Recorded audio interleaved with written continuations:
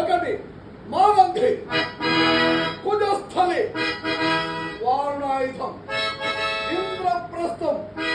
మన ఐదవ దంతువా హస్తినాపురము తండ్రి, హస్తినాపురం.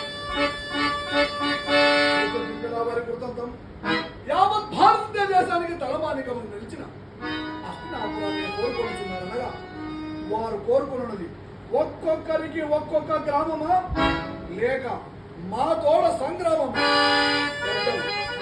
వయోవృద్ధులు, తల్లిదండ్రులు మీరు చెప్పదలసిన వారు కావాలనే చెప్పేది. కానీ